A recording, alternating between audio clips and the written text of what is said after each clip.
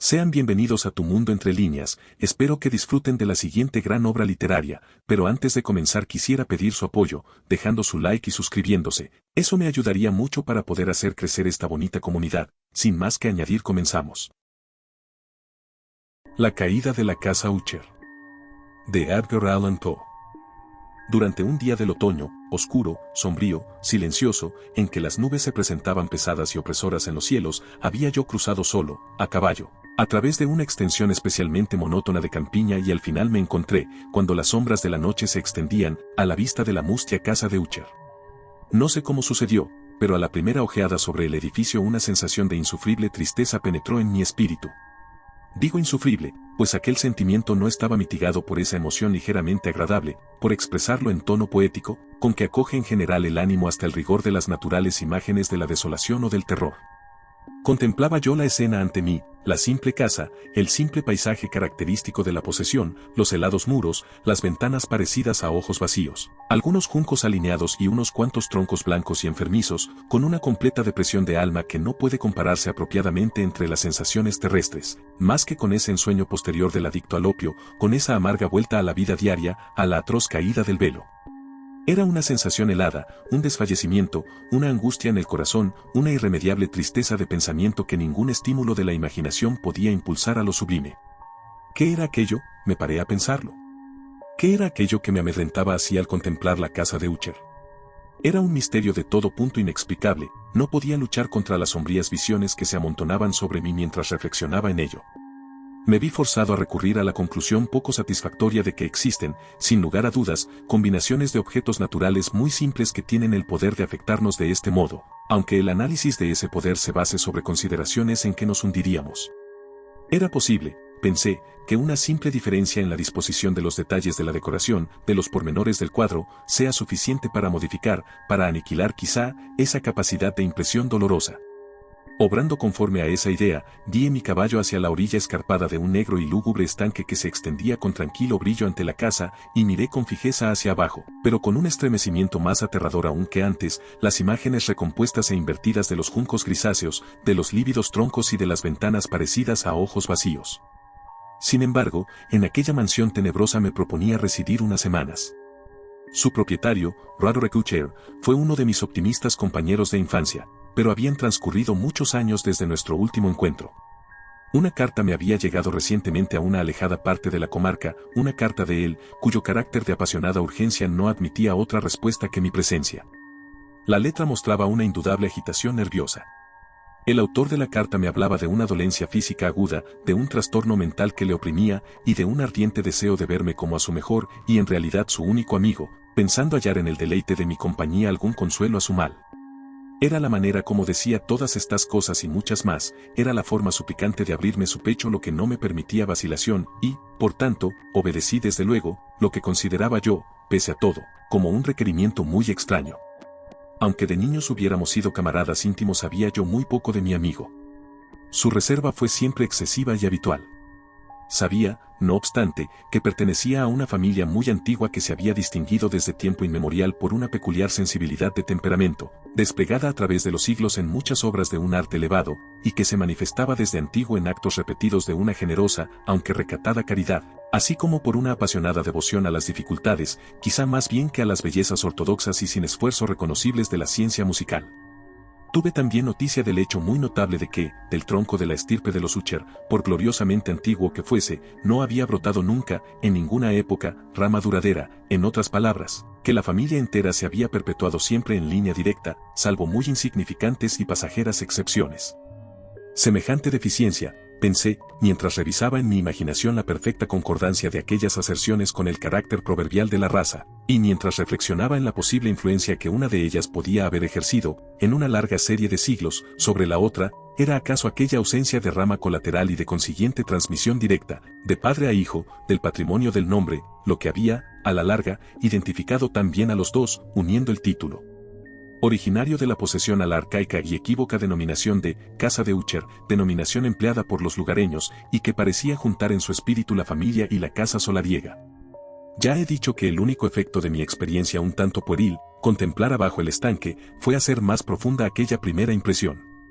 No puedo dudar que la conciencia de mi acrecida superstición, ¿por qué no definirla así?, sirvió para acelerar aquel crecimiento. Tal es, lo sabía desde larga fecha, la paradójica ley de todos los sentimientos basados en el terror. Y aquella fue tal vez la única razón que hizo, cuando mis ojos desde la imagen del estanque se alzaron hacia la casa misma, que brotase en mi mente una extraña visión, una visión tan ridícula, en verdad, que si hago mención de ella es para demostrar la viva fuerza de las sensaciones que me oprimían. Mi imaginación había trabajado tanto, que creía realmente que en torno a la casa y la posesión enteras flotaba una atmósfera peculiar, así como en las cercanías más inmediatas. Una atmósfera que no tenía afinidad con el aire del cielo, sino que emanaba de los enfermizos árboles, de los muros grisáceos y del estanque silencioso, un vapor pestilente y místico, opaco, pesado, apenas discernible, de tono plomizo. Sacudí de mi espíritu lo que no podía ser más que un sueño, y examiné más minuciosamente el aspecto real del edificio. Su principal característica parecía ser la de una excesiva antigüedad. La decoloración ocasionada por los siglos era grande. Menudos hongos se esparcían por toda la fachada, tapizándola con la fina trama de un tejido, desde los tejados.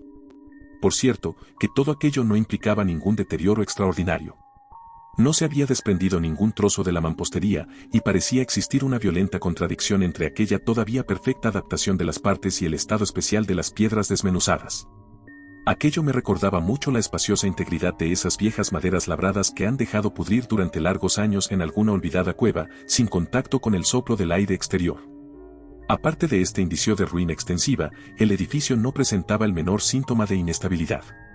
¿Acaso la mirada de un observador minucioso hubiera descubierto una grieta apenas perceptible que, extendiéndose desde el tejado de la fachada, se abría paso, bajando en zigzag por el muro, e iba a perderse en las tétricas aguas del estanque?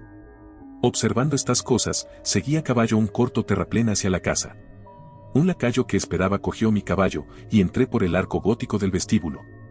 Un criado de furtivo andar me condujo desde allí, en silencio, a través de muchos corredores oscuros e intrincados, hacia el estudio de su amo. Muchas de las cosas que encontré en mi camino contribuyeron, no sé por qué, a exaltar esas vagas sensaciones de que he hablado antes. Los objetos que me rodeaban, las molduras de los techos, los sombríos tapices de las paredes, la negrura de ébano de los pisos y los fantasmagóricos trofeos de armas que tintineaban con mis zancadas, eran cosas muy conocidas para mí, a las que estaba acostumbrado desde mi infancia, y aunque no vacilase en reconocerlas todas como familiares, me sorprendió lo insólito que eran las visiones que aquellas imágenes ordinarias despertaban en mí. En una de las escaleras me encontré al médico de la familia. Su semblante, pensé, mostraba una expresión mezcla de baja astucia y de perplejidad. Me saludó con azoramiento, y pasó. El criado abrió entonces una puerta y me condujo a presencia de su señor.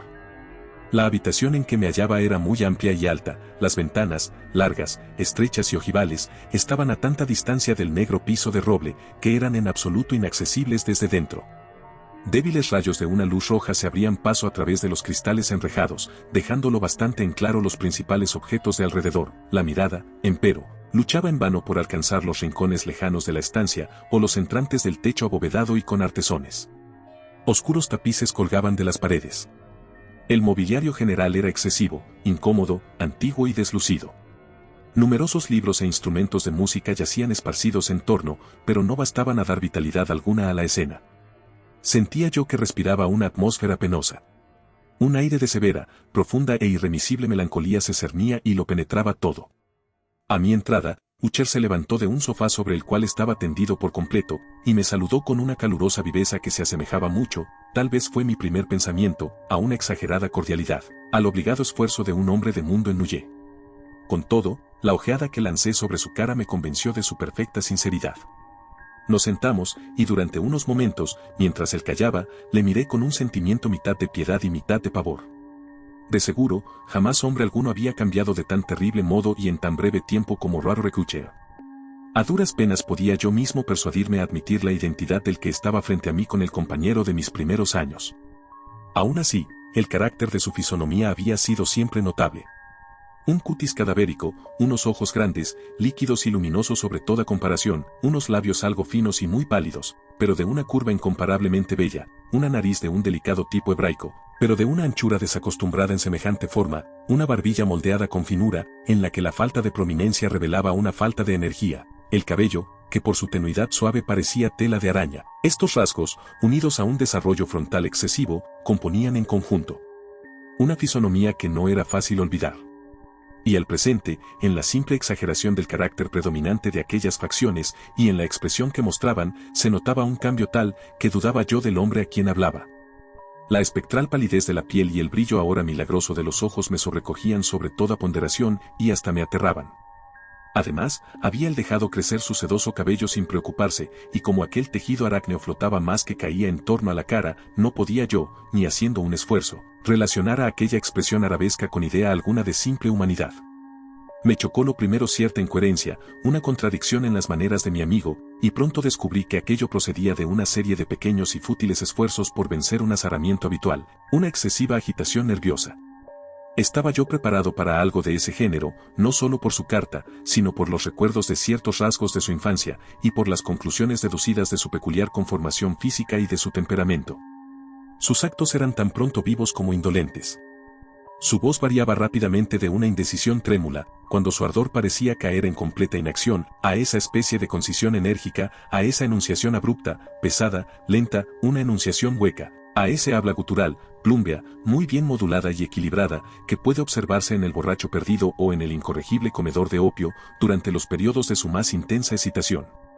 Así, pues, habló del objeto de mi visita, de su ardiente deseo de verme y de la alegría que esperaba de mí. Se extendió bastante rato sobre lo que pensaba acerca del carácter de su dolencia. Era, dijo, un mal constitucional, de familia, para el cual desesperaba de encontrar un remedio, una simple afección nerviosa, añadió acto seguido, que, sin duda, desaparecería pronto. Se manifestaba en una multitud de sensaciones extranaturales. Algunas, mientras me las detallaba, me interesaron y confundieron, aunque quizá los términos y gestos de su relato influyeron bastante en ello. Sufría él mucho de una agudeza morbosa de los sentidos, solo toleraba los alimentos más insípidos, podía usar no más que prendas de cierto tejido, los aromas de todas las flores le sofocaban, una luz, incluso débil, atormentaba sus ojos, y exclusivamente algunos sonidos peculiares, los de los instrumentos de cuerda, no le inspiraban horror. Vi que era el esclavo forzado de una especie de terror anómalo. Moriré, dijo, debo morir de esta lamentable locura. Así y no de otra manera, debo morir.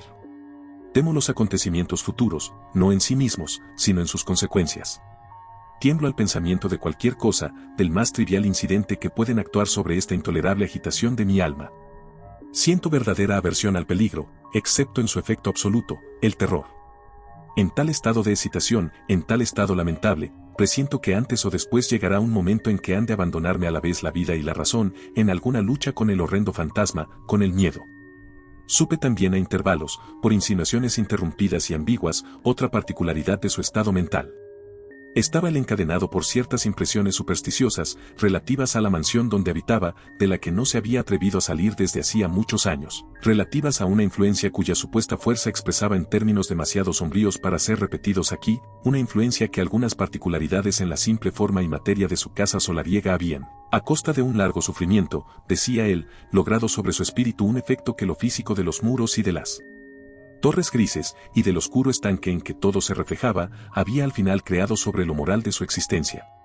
Admitía él, no obstante, aunque con vacilación, que gran parte de la especial tristeza que le afligía podía atribuirse a un origen más natural y mucho más palpable, a la cruel y ya antigua dolencia, a la muerte, sin duda cercana, de una hermana tiernamente amada, su sola compañera durante largos años, su última y única parienta en la tierra. Su fallecimiento, dijo él con una amargura que no podré nunca olvidar, me dejará, a mí, el desesperanzado, el débil, como el último de la antigua raza de los Usher. Mientras hablaba, Lady Madeline, así se llamaba, pasó por la parte más distante de la habitación y sin fijarse en mi presencia, desapareció. La miré con un enorme asombro no desprovisto de terror y, sin embargo, me pareció imposible darme cuenta de tales sentimientos. Una sensación de estupor me oprimía conforme mis ojos seguían sus pasos que se alejaban. Cuando al fin se cerró una puerta tras ella, mi mirada buscó instintiva y ansiosamente la cara de su hermano, pero él había hundido el rostro en sus manos, y solo pude observar que una palidez mayor que la habitual se había extendido sobre los descarnados dedos, a través de los cuales goteaban abundantes lágrimas apasionadas. La enfermedad de Lady Madeline había desconcertado largo tiempo la ciencia de sus médicos. Una apatía constante, un agotamiento gradual de su persona, y frecuentes, aunque pasajeros ataques de carácter cataléptico parcial, eran el singular diagnóstico. Hasta entonces había ella soportado con firmeza la carga de su enfermedad, sin resignarse, por fin, a guardar cama, pero, al caer la tarde de mi llegada a la casa, sucumbió, como su hermano me dijo por la noche con una inexpresable agitación, al poder postrador del mal, y supe que la mirada que yo le había dirigido sería, probablemente, la última, que no vería ya nunca más a aquella dama, viva al menos. En varios días consecutivos no fue mencionado su nombre ni por Ucher ni por mí, y durante ese periodo hice esfuerzos ardorosos para aliviar la melancolía de mi amigo. Pintamos y leímos juntos, o si no, escuchaba yo, como un sueño, sus fogosas improvisaciones en su elocuente guitarra. Y así, a medida que una intimidad cada vez más estrecha me admitía con mayor franqueza en las reconditeces de su alma, percibía yo más amargamente la inutilidad de todo esfuerzo para alegrar un espíritu cuya negrura, como una cualidad positiva que le fuese inherente, derramaba sobre todos los objetos del universo moral y físico una irradiación incesante de tristeza. Conservaré siempre el recuerdo de muchas horas solemnes que pasé solo con el dueño de la casa de Ucher. A pesar de todo, intentaría en balde expresar el carácter exacto de los estudios o de las ocupaciones en que me complicaba o cuyo camino me mostraba. Una idealidad ardiente, elevada, enfermiza, arrojaba su luz sulfúrea por doquier. Sus largas improvisaciones fúnebres resonarán siempre en mis oídos. Entre otras cosas, recuerdo dolorosamente cierta singular perversión, amplificada, del aria impetuosa del último vals de Weber. En cuanto a las pinturas que incubaba su laboriosa fantasía, que llegaba, trazo a trazo, a una vaguedad que me hacía estremecer con mayor conmoción, pues temblaba sin saber por qué, en cuanto a aquellas pinturas, de imágenes tan vivas, que las tengo aún ante mí, en vano intentaría yo extraer de ellas la más pequeña parte que pudiese estar contenida en el ámbito de las simples palabras escritas. Por la completa sencillez, por la desnudez de sus dibujos, inmovilizaba y sobrecogía la atención. Si alguna vez un mortal pintó una idea, ese mortal fue Roark Ucher. Para mí, al menos, en las circunstancias que me rodeaban, de las puras abstracciones que el hipocondríaco se ingeniaba en lanzar sobre su lienzo, se alzaba un terror intenso, intolerable, cuya sombra no he sentido nunca en la contemplación de los sueños, sin duda, refulgentes, aunque demasiado concretos, de Fuseli. Una de las concepciones fantasmagóricas de mi amigo, en que el espíritu de abstracción no participaba con tanta rigidez, puede ser esbozada, aunque apenas, con palabras. Era un cuadrito que representaba el interior de una cueva o túnel intensamente largo y rectangular, de muros bajos, lisos, blancos y sin interrupción ni adorno. Ciertos detalles accesorios del dibujo servían para hacer comprender la idea de que aquella excavación estaba a una profundidad excesiva bajo la superficie de la tierra. No se veía ninguna salida a lo largo de su vasta extensión, ni se divisaba antorcha u otra fuente artificial de luz, y, sin embargo, una oleada de rayos intensos, rodaba de parte a parte, bañándolo todo en un lívido e inadecuado esplendor. Acabo de hablar de ese estado morboso del nervio auditivo que hacía toda música intolerable para el paciente, excepto ciertos efectos de los instrumentos de cuerda. Eran, quizá, los límites estrechos en los cuales se había confinado él mismo al tocar la guitarra los que habían dado en gran parte aquel carácter fantástico a sus interpretaciones. Pero en cuanto a la férvida facilidad de sus impromptus, no podía uno darse cuenta así. Tenían que ser, y lo eran, en las notas lo mismo que en las palabras de sus fogosas fantasías, pues él las acompañaba a menudo con improvisaciones verbales rimadas, el resultado de ese intenso recogimiento, de esa concentración mental a los que he aludido antes y que se observan solo en los momentos especiales de la más alta excitación artificial. Recuerdo bien las palabras de una de aquellas rapsodias. Me impresionó acaso más fuertemente cuando él me la dio, porque bajo su sentido interior o místico me pareció percibir por primera vez que Ucher tenía plena conciencia de su estado, que sentía como su sublime razón se tambaleaba sobre su trono. Aquellos versos, titulados El Palacio Hechizado, eran, poco más o menos, si no al pie de la letra, los siguientes. Y en el más verde de nuestros valles, habitado por los ángeles buenos, antaño un bello y majestuoso palacio. Un radiante palacio, alzaba su frente. En los dominios del rey pensamiento. Allí se elevaba. Jamás un serafín desplegó el ala. Sobre un edificio la mitad de bello. 2. Banderas amarillas, gloriosas, doradas. Sobre su remate flotaban y ondeaban. Todo esto, sucedía hace mucho. Muchísimo tiempo. Y a cada suave brisa que retozaba. En aquellos gratos días. A lo largo de los muros pálidos y empenachados. Se elevaba un aroma alado. 3. Los que vagaban por ese alegre valle, a través de 2 ventanas iluminadas, veían espíritus moviéndose musicalmente, a los sones de un laúd bien templado, en torno a un trono donde, sentado, por Filogénito, Con un Fausto digno de su gloria. Aparecía el Señor del Reino. 4. Y refulgente de perlas y rubíes. Era la puerta del bello palacio, por la que salía a oleadas, a oleadas, a oleadas. Y centelleaba sin cesar. Una turba de ecos cuya grata misión era solo cantar, con voces de magnífica belleza, el talento y el saber de su rey. Pero seres malvados, con ropajes de luto, asaltaron la elevada posición del monarca. Lloremos, pues nunca el alba despuntará sobre él, el desolado. Y en torno a su mansión, la gloria, que rojeaba y florecía. Es solo una historia oscuramente recordada, de las viejas edades sepultadas.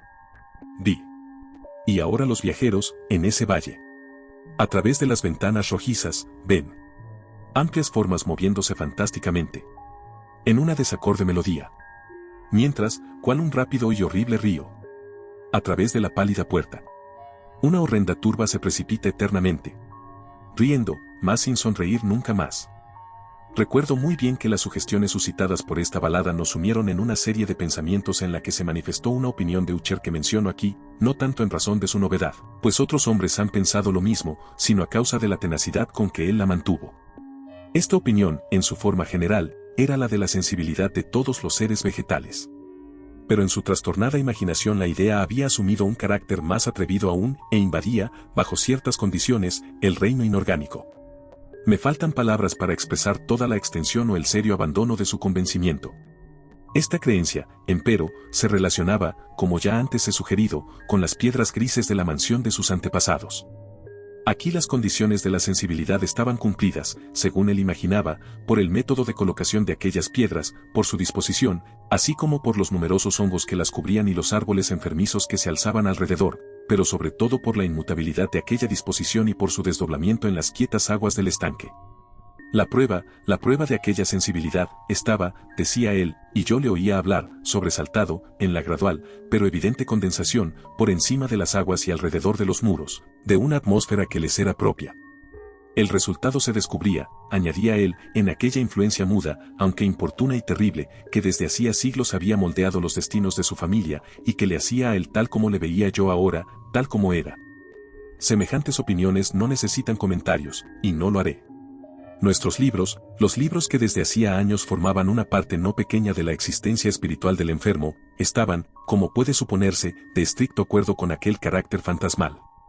Estudiábamos minuciosamente obras como el Berber de Chartreuse, de Gresset, el Belpegor, de Maquiavelo, El cielo y el infierno, de Swedenborg, El viaje subterráneo, de Nicolas Klee de Olberg, La quiromancia, de Roberto Flaut, de Jean d'Indaginé y de la Chambre, El viaje por el espacio azul, de Tieck, y La ciudad del sol, de Campanella.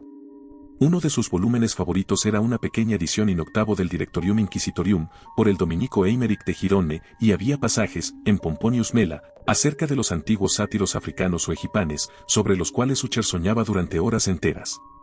Su principal delicia, con todo, la encontraba en la lectura atenta de un raro y curioso libro gótico in quarto, el manual de una iglesia olvidada, Las Vigiliae Mortuorum Secundum Chorum Ecclesiae Maguntinae. Pensaba a mi pesar en el extraño ritual de aquel libro y en su probable influencia sobre el hipocondríaco, cuando, una noche, habiéndome informado bruscamente de que Lady Madeline ya no existía, anunció su intención de conservar el cuerpo durante una quincena, antes de su enterramiento final, en una de las numerosas criptas situadas bajo los gruesos muros del edificio. La razón profana que daba sobre aquella singular manera de proceder era de esas que no me sentía yo con libertad para discutir. Como hermano, había adoptado aquella resolución, me dijo él, en consideración al carácter insólito de la enfermedad de la difunta, a cierta curiosidad importuna e indiscreta por parte de los hombres de ciencia, y a la alejada y expuesta situación del panteón familiar. Confieso que, cuando recordé el siniestro semblante del hombre con quien me había encontrado en la escalera el día de mi llegada a la casa, no sentí deseo de oponerme a lo que consideraba todo lo más como una precaución inocente, pero muy natural. A ruego de Ucher, le ayudé personalmente en los preparativos de aquel entierro temporal. Pusimos el cuerpo en el féretro, y entre los dos lo transportamos a su lugar de reposo. La cripta en la que lo dejamos, y que estaba cerrada hacía tanto tiempo, que nuestras antorchas, semi apagadas en aquella atmósfera sofocante, no nos permitían ninguna investigación, era pequeña, húmeda y no dejaba penetrar la luz, estaba situada a una gran profundidad, justo debajo de aquella parte de la casa donde se encontraba mi dormitorio. Había sido utilizada, al parecer, en los lejanos tiempos feudales, como mazmorra, y en días posteriores, como depósito de pólvora o de alguna otra materia inflamable, pues una parte del suelo y todo el interior de una larga bóveda que cruzamos para llegar hasta allí estaban cuidadosamente revestidos de cobre. La puerta, de hierro macizo, estaba también protegida de igual modo. Cuando aquel inmenso peso giraba sobre sus goznes producía un ruido singular, agudo y chirriante. Depositamos nuestro lúgubre fardo sobre unos soportes en aquella región de horror, apartamos un poco la tapa del féretro, que no estaba aún atornillada, y miramos la cara del cadáver. Un parecido chocante entre el hermano y la hermana atrajo enseguida mi atención, y Utcher, adivinando tal vez mis pensamientos, murmuró unas palabras, por las cuales supe que la difunta y él eran gemelos, y que habían existido siempre entre ellos unas simpatías de naturaleza casi inexplicable. Nuestras miradas, entretanto, no permanecieron fijas mucho tiempo sobre la muerta, pues no podíamos contemplarla sin espanto. El mal que había llevado a la tumba a Lady Madeline en la plenitud de su juventud había dejado, como suele suceder en las enfermedades de carácter estrictamente cataléptico, la burla de una débil coloración sobre el seno y el rostro, y en los labios, esa sonrisa equívoca y morosa que es tan terrible en la muerte. Volvimos a colocar y atornillamos la tapa, y después de haber asegurado la puerta de hierro, emprendimos de nuevo nuestro camino hacia las habitaciones superiores de la casa, que no eran menos tristes. Y entonces, después de un lapso de varios días de amarga pena, tuvo lugar un cambio visible en los síntomas de la enfermedad mental de mi amigo. Sus maneras corrientes desaparecieron. Sus ocupaciones ordinarias eran descuidadas u olvidadas. Vagaba de estancia en estancia con un paso precipitado, desigual y sin objeto. La palidez de su fisonomía había adquirido, si es posible, un color más lívido, pero la luminosidad de sus ojos había desaparecido por completo. No oía ya aquel tono de voz áspero que tenía antes en ocasiones, y un temblor que se hubiera dicho causado por un terror sumo, caracterizaba de ordinario su habla. Me ocurría a veces, en realidad, pensar que su mente, agitada sin tregua, estaba torturada por algún secreto opresor, cuya divulgación no tenía el valor para efectuar. Otras veces me veía yo obligado a pensar, en suma, que se trataba de rarezas inexplicables de la demencia, pues le veía mirando al vacío durante largas horas en una actitud de profunda tensión, como si escuchase un ruido imaginario. No es de extrañar que su estado me aterrase, que incluso sufriese yo su contagio. Sentía deslizarse dentro de mí, en una gradación lenta, pero segura, la violenta influencia de sus fantásticas, aunque impresionantes supersticiones. Fue en especial una noche, la séptima o la octava desde que depositamos a Lady Madeline en la mazmorra, antes de retirarnos a nuestros lechos, cuando experimenté toda la potencia de tales sensaciones. El sueño no quería acercarse a mi lecho, mientras pasaban y pasaban las horas. Intenté buscar un motivo al nerviosismo que me dominaba. Me esforcé por persuadirme de que lo que sentía era debido, en parte al menos, a la influencia trastornadora del mobiliario opresor de la habitación, a los sombríos tapices desgarrados que, atormentados por las ráfagas de una tormenta que se iniciaba, vacilaban de un lado a otro sobre los muros y crujían penosamente en torno a los adornos del lecho. Pero mis esfuerzos fueron inútiles. Un irreprimible temblor invadió poco a poco mi ánimo, y a la larga una verdadera pesadilla vino a apoderarse por completo de mi corazón. Respiré con violencia, hice un esfuerzo, logré sacudirla, e incorporándome sobre las almohadas, y clavando una ardiente mirada en la densa oscuridad de la habitación, presté oído. No sabría decir por qué me impulsó una fuerza instintiva, a ciertos ruidos vagos, apagados e indefinidos que llegaban hasta mí a través de las pausas de la tormenta. Dominado por una intensa sensación de horror, inexplicable e insufrible, me vestí deprisa, pues sentía que no iba a serme posible dormir en toda la noche, y procuré, andando a grandes pasos por la habitación, salir del estado lamentable en que estaba sumido. Apenas había dado así unas vueltas, cuando un paso ligero por una escalera cercana atrajo mi atención. Reconocí muy pronto que era el paso de Utcher. Un instante después llamó suavemente en mi puerta, y entró, llevando una lámpara. Su cara era, como de costumbre, de una palidez cadavérica, pero había, además, en sus ojos una especie de loca hilaridad, y en todo su porte, una histeria evidentemente contenida. Su aspecto me aterró, pero todo era preferible a la soledad que había yo soportado tanto tiempo, y acogí su presencia como un alivio. ¿Y usted no ha visto esto?, dijo él bruscamente, después de permanecer algunos momentos en silencio, mirándome. ¿No ha visto usted esto? Pues espere. Lo verá. Mientras hablaba así, y habiendo resguardado cuidadosamente su lámpara, se precipitó hacia una de las ventanas y la abrió de par en par a la tormenta. La impetuosa furia de la ráfaga nos levantó casi del suelo. Era, en verdad, una noche tempestuosa, pero espantosamente bella, de una rareza singular en su terror y en su belleza. Un remolino había concentrado su fuerza en nuestra proximidad, pues había cambios frecuentes y violentos en la dirección del viento y la excesiva densidad de las nubes, tan bajas que pesaban sobre las torrecillas de la casa, no nos impedía apreciar la viva velocidad con la cual acudían unas contra otras desde todos los puntos, en vez de perderse a distancia. Digo que su excesiva densidad no nos impedía percibir aquello, y, aún así, no divisábamos ni la luna ni las estrellas, ni relámpago alguno proyectaba su resplandor. Pero las superficies inferiores de aquellas vastas masas de agitado vapor, lo mismo que todos los objetos terrestres muy cerca alrededor nuestro, reflejaban la claridad sobrenatural de una emanación gaseosa que se cernía sobre la casa y la envolvía en una mortaja luminosa y bien visible. No debe usted, no contemplará usted esto.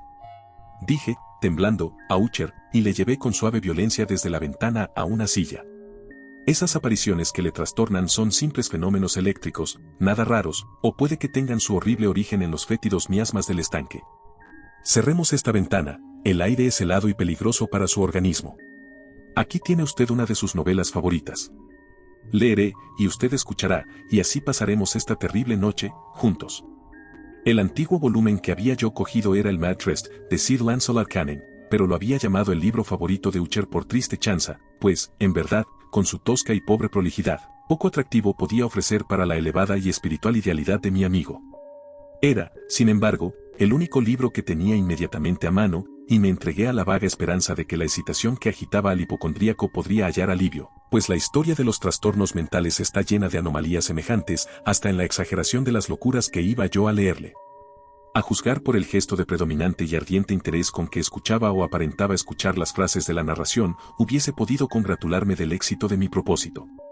Había llegado a esa parte tan conocida de la historia en que Etelredo, el héroe del Trist, habiendo intentado en vano penetrar pacíficamente en la morada del ermitaño, se decide a entrar por la fuerza.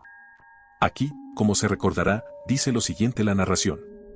Y Etelredo, que era por naturaleza de valeroso corazón, y que ahora sentíase, además, muy fuerte, gracias a la potencia del vino que había bebido, no esperó más tiempo para hablar con el ermitaño, quien tenía de veras el ánimo propenso a la obstinación y a la malicia, pero, sintiendo la lluvia sobre sus hombros y temiendo el desencadenamiento de la tempestad, levantó su maza, y con unos golpes abrió pronto un camino, a través de las tablas de la puerta, a su mano enguantada de hierro, y entonces, tirando con ella vigorosamente hacia sí, hizo crujir, hundirse y saltar todo en pedazos, de tal modo, que el ruido de la madera seca y sonando a hueco repercutió de una parte a otra de la selva.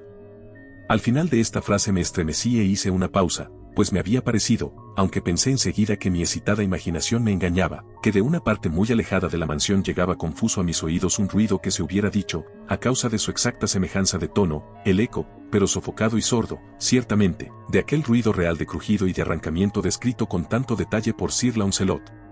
Era, sin duda, la única coincidencia lo que había atraído tan solo mi atención, pues entre el golpeteo de las hojas de las ventanas y los ruidos mezclados de la tempestad creciente, el sonido en sí mismo no tenía, de seguro, nada que pudiera intrigarme o turbarme. Continué la narración. Pero el buen campeón Etelredo, franqueando entonces la puerta, se sintió dolorosamente furioso y asombrado al no percibir rastro alguno del astuto ermitaño, sino, en su lugar, un dragón de una apariencia fenomenal y escamosa, con una lengua de fuego, y que estaba de centinela ante un palacio de oro con el suelo de plata, y sobre el muro aparecía colgado un escudo brillante de bronce, con esta leyenda encima. El que, entre aquí, vencedor será. El que mate al dragón, el escudo ganará. Y Etelredo levantó su maza y golpeó sobre la cabeza del dragón, que cayó ante él y emitió su aliento pestilente con un ruido tan horrendo, áspero y penetrante a la vez, que Etelredo tuvo que taparse los oídos con las manos para resistir del terrible estruendo como no lo había él oído nunca antes.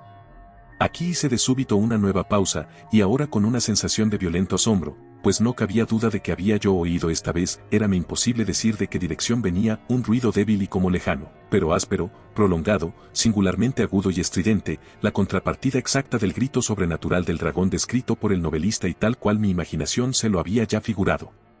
Oprimido como estaba sin duda, por aquella segunda y muy extraordinaria coincidencia, por mil sensaciones contradictorias entre las cuales predominaban un asombro y un terror extremos, conservé la suficiente presencia de ánimo para tener cuidado de no excitar con una observación cualquiera la sensibilidad nerviosa de mi compañero. No estaba seguro en absoluto de que él hubiera notado los ruidos en cuestión, siquiera, a no dudar, una extraña alteración habíase manifestado, desde hacía unos minutos, en su actitud. De su posición primera enfrente de mí, había el hecho girar gradualmente su silla de modo a encontrarse sentado con la cara vuelta hacia la puerta de la habitación. Así, solo podía yo ver parte de sus rasgos, aunque noté que sus labios temblaban como si dejasen escapar un murmullo inaudible. Su cabeza estaba caída sobre su pecho, y, no obstante, yo sabía que no estaba dormido pues el ojo que entreveía de perfil permanecía abierto y fijo. Además, el movimiento de su cuerpo contradecía también aquella idea pues se balanceaba con suave, pero constante y uniforme oscilación. Noté, desde luego, todo eso, y reanudé el relato de Sir Launcelot, que continuaba así.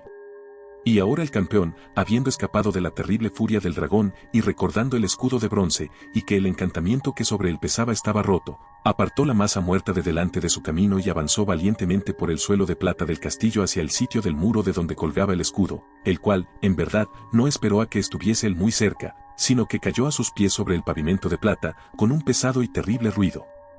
Apenas habían pasado entre mis labios estas últimas sílabas, y como si en realidad hubiera caído en aquel momento un escudo de bronce pesadamente sobre un suelo de plata, oí el eco claro, profundo, metálico, resonante, si bien sordo en apariencia. Excitado a más no poder, salté sobre mis pies, en tanto que Utcher no había interrumpido su balanceo acompasado. Sus ojos estaban fijos ante sí, y toda su fisonomía, contraída por una pétrea rigidez. Pero cuando puse la mano sobre su hombro, un fuerte estremecimiento recorrió todo su ser, una débil sonrisa tembló sobre sus labios, y vi que hablaba con un susurro apagado, rápido y murmurante, como si no se diera cuenta de mi presencia. Inclinándome sobre él, absorbí al fin el horrendo significado de sus palabras. ¿No oye usted? Sí, yo oigo, y he oído. Durante mucho, mucho tiempo, muchos minutos, muchas horas, muchos días, he oído, pero no me atrevía. Oh, piedad para mí, mísero desdichado que soy. No me atrevía a hablar. La hemos metido viva en el sepulcro. ¿No le he dicho que mis sentidos están agudizados? Le digo ahora que he oído sus primeros débiles movimientos dentro del ataúd. Los he oído hace muchos, muchos días, y, sin embargo, no me atrevía a hablar. Y ahora esta noche, Etelredo, ja, ja. La puerta del ermitaño rota, el grito de muerte del dragón y el escándalo del escudo, diga usted mejor la extirpación de su féretro, y el chirrido de los goznes de hierro de su prisión, y su lucha dentro de la bóveda de cobre. Oh. ¿A dónde huir? ¿No estará ella aquí enseguida? ¿No va a aparecer para reprocharme mi precipitación? ¿No he oído su paso en la escalera? ¿No percibo el pesado y horrible latir de su corazón? Insensato. Y en ese momento se alzó furiosamente de puntillas y aulló sus sílabas como si en aquel esfuerzo desprendiese su alma, insensato. Le digo a usted que ella está ahora detrás de la puerta. En el mismo instante, como si la energía sobrehumana de sus palabras hubiese adquirido la potencia de un hechizo, las grandes y antiguas hojas que él señalaba entreabrieron pausadamente sus pesadas mandíbulas de ébano. Era aquello obra de una furiosa ráfaga, pero en el marco de aquella puerta estaba entonces la alta y amortajada figura de Lady Madeline de Utcher. Había sangre sobre su blanco ropaje, y toda su demacrada persona mostraba las señales evidentes de una enconada lucha. Durante un momento permaneció trémula y vacilante sobre el umbral. Luego, con un grito apagado y quejumbroso, cayó a plomo hacia adelante sobre su hermano, y en su violenta y ahora definitiva agonía le arrastró al suelo, ya cadáver y víctima de sus terrores anticipados. Huí de aquella habitación y de aquella mansión, horrorizado. La tempestad se desencadenaba aún en toda su furia cuando traspasé la vieja calzada. De pronto una luz intensa se proyectó sobre el camino y me volví para ver de dónde podía brotar claridad tan singular, pues solo tenía a mi espalda la extensa mansión y sus tenebrosidades. El fulgor provenía de la luna llena, que se ponía entre un rojo de sangre, y que ahora brillaba con viveza a través de aquella abertura antes apenas visible, y que, como ya he dicho al principio, se extendía ondulando desde el tejado del edificio hasta la base. Mientras la examinaba, aquella grieta se ensanchó con rapidez, hubo de nuevo una impetuosa ráfaga, un remolino, el disco entero del satélite estalló de repente ante mi vista. Mi cerebro se alteró cuando vi los pesados muros desplomarse, partidos en dos. Resonó un largo y turbulento estruendo, como la voz de 1000 cataratas, y el estanque profundo y pestilente, situado a mis pies, se cerró lúgubre y silenciosamente sobre los restos de la casa de Utcher. Y eso es todo por hoy. Si llegaste hasta acá no queda más que agradecerte. Espero que hayas disfrutado de esta obra literaria. Si te ha gustado por favor deja tu like, suscríbete y activa las notificaciones para que no te pierdas todas las actualizaciones de las próximas obras por venir en el canal. Gracias, hasta la próxima.